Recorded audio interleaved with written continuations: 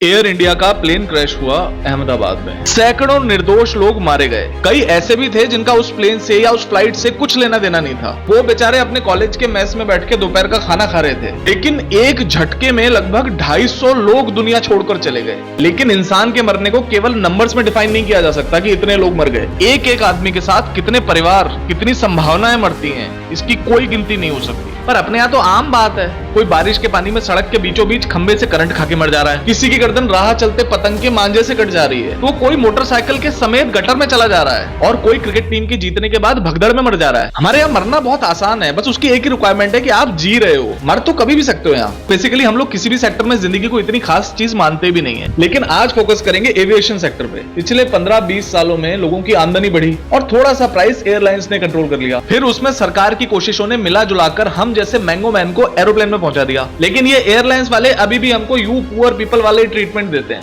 आप अहमदाबाद की घटना के बाद ही देख लो, किसी प्लेन की लैंडिंग में नाक टूट गई, कोई चलता चलता रनवे पर फिसल गया, किसी की खिड़की बीच हवा में उड़ गई। ये हाल तब है जब सबको पता है कि प्लेन अगर एक बार हवा में उड़ा और उसके बाद कुछ गड़बड़ हुई तो किसी के भी बचने की लगभग कोई संभावना नहीं है। तो मुझे ये लगता था कि प्लेन के उड़ने से पहले ऑब्वियसली तगड़ी चेकिंग होती होगी, प्लान बी प्लान सी तैयार किए जाते होंगे। इस सब के बाद भी अगर हवा में कुछ गड़बड़ हो जाए तो क्या किया जा सकता है, उसकी तैयारी की जाती होगी। इस पूरे तामझाम के बाद भी हाल यह है कि हाल ही में एक पायलट ने प्लेन को लेकर उड़ने से ही मना कर दिया कि भैया हम इस ताबूत को लेकर ना उड़ेंगे। मतलब उड़ने से पहले कॉकपिट में घुसते ही उसने प्लेन की ऐसी हालत देखी कि उड़ने की हिम्मत ना जुटा पाया। तो फिर उससे पहले जिन्होंने चेकिंग की, क्लियरेंसेस दिए, उन्होंने क्या किया? और अगर उन्होंने अपने सारे एसओपीज पूरे किए थे तो इतनी थर्ड क्लास चेकिंग प्रोसेस बनाई किसने? और कोई क्यों इसको ठीक नहीं करता? अभी एयरलाइंस अक्सर ये रोना रोती है कि भैया घाटा हो रहा है, टिकट्स के प्राइस नहीं बढ़ा पा रहे क्योंकि कस्टमर नहीं आते, एयर फ्यूल महंगा हो रहा है। तो इस सब के चक्कर में ना प्लेन की मरम्मत करा पा रहे हैं, ना पूरा स्टाफ रख पा रहे हैं, फ्लाइट्स डिले हो रही हैं, सुविधाएं नहीं दे पा रहे हैं। तो भाई मत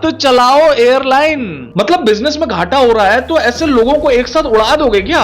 अभी कुछ लोग बोलेंगे कि सड़क पे एक्सीडेंट नहीं होते क्या? भैया बस की टिकट होती है 20 रुपए, 30 रुपए, 40 रुपए की। प्लेन की टिकट होती है 8,000, 10,000 की कम से कम। और बस कहीं टकराई तो आदमी के बचने के खूब चांसेस होते हैं, लेकिन प्लेन कहीं से गिरा तो किसी के बचने के चांसेस नहीं होते। तो अगर इस लेवल का रिस्क है तो उस लेवल की सिक्योरिटी भी होनी चाहिए। हमारे एविएशन सिस्टम को रिफॉर्म्स की जरूरत है।